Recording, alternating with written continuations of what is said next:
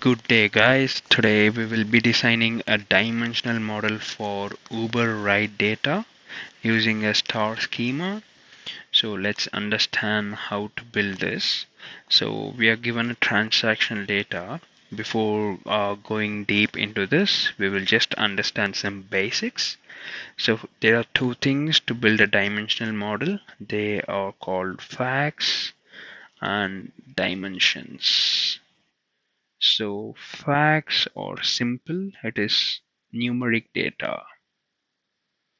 Anything that is numeric is a fact.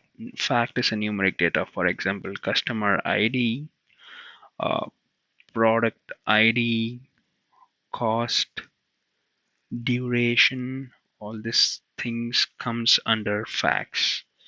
And let's see what is meant by dimension. So dimensions are nothing but a descriptive description or anything like, for example, uh, product name, customer name. For in this example, we can take driver name. So these things are called dimension, and facts are numeric data, and dimensions are descriptive data.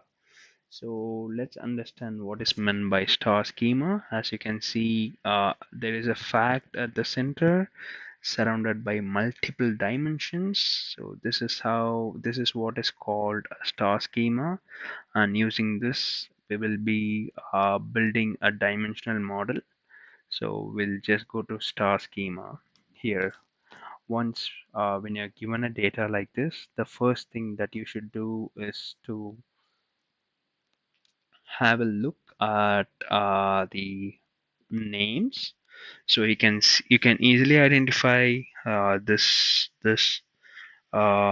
customer ID, trip duration, fare amount, and these things are numeric,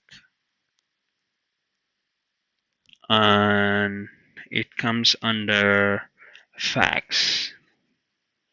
Whereas if you see driver name, driver location, customer name, customer location, payment method, payment status, these things comes under dimensions. So I think so 50% of work is done if you could clarify this thing.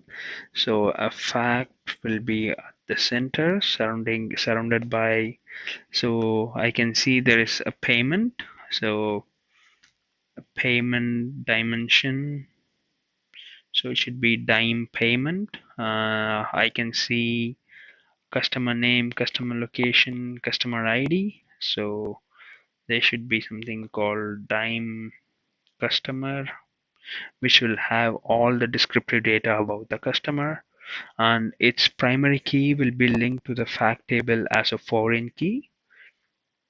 And further we can see drivers. So dimension driver,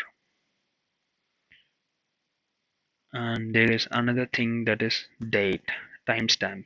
So this timestamp is another dimension, so we can do it like timestamp.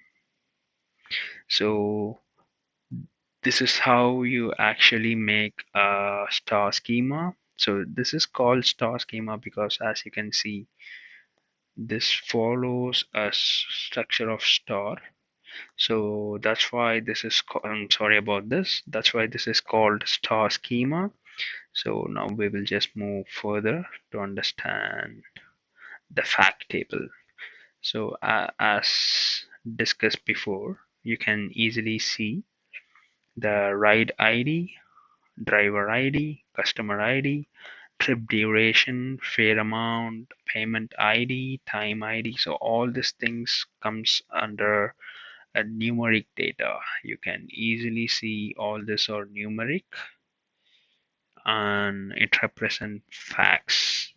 So this is called the fact table, as we saw before at the center.